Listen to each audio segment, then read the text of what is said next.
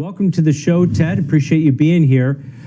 You know what? Stocks are at all-time highs, right? We've got the S&P 500 chugging along. We've got tech making up some ground on the other major indices. If you take a look at this, is the S&P 500 or is the equity market getting a little bit over its skis at this point, or do you see continuation of this grind higher?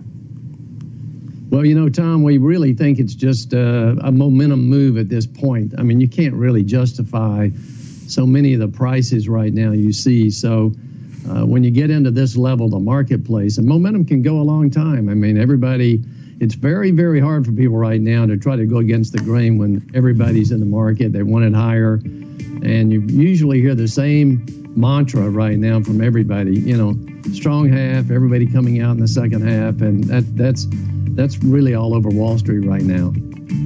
Yeah, and if you take a look at some of the moves and what investors are doing, it seems like the amount of liquidity that's out there is allowing investors to take risks to the upside. Is there any way that you're looking at maybe hedging portfolios here, or at least having some cash on the sidelines in case we do get that pullback that, you know, even the bulls will say maybe we're due for a pullback, but you can't really fight the momentum at this point?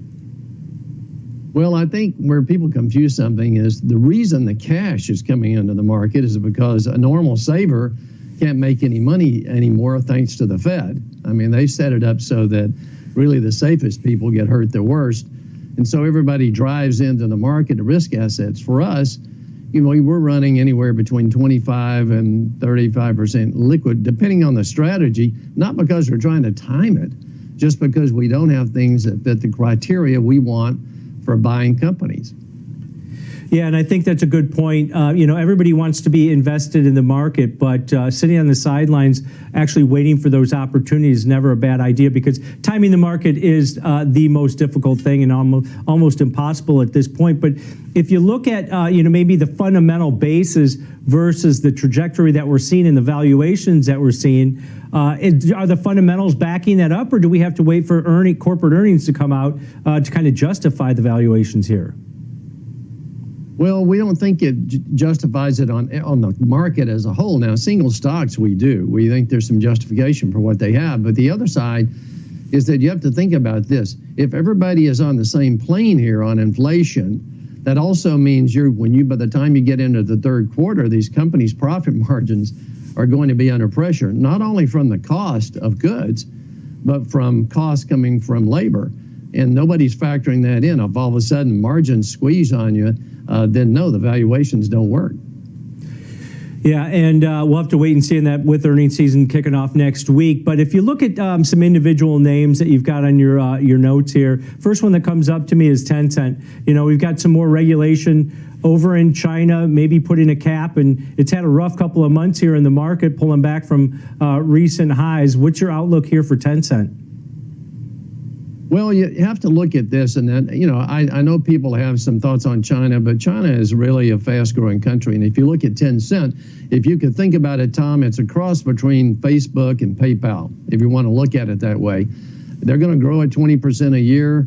They really have a great brand, and we look at that stock. Now, one of the reasons, you know, one of the large holders reduced a minor amount. I'm talking about going from maybe 31% to 29% of the holding, but that shouldn't affect this growing long term. This is a company that can grow at 20% a year. And there are not many companies like that right now. Yeah, maybe providing a good opportunity here. And another name you've got is Charter Communications.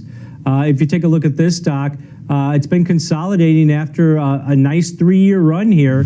So what's your outlook here on Charter? Well, I know they've gone a little flat as far as some people can realize, and they've mentioned that obviously you won't have the subscribers, this year that you had last year during COVID. But if you think about it, and this is something I've seen going on the last 2 or 3 years, I rarely get around people when somebody does it and say, well, what are you watching? Give me an idea what show, what movie, what documentary you're watching. And that's going to stay that way. And the other thing about Charter is, you know, they only cover, if you look at the markets they're in, they're only about 55%. They've got a lot of room to go if they want to. So we think it's a good look here. All right, and then your final name that you had in your notes here was Enterprise Products. What are you seeing here out of this company? Because it seems like, you know, it's going to go where oil goes, maybe, or maybe the energy sector as a whole. But what's your outlook here?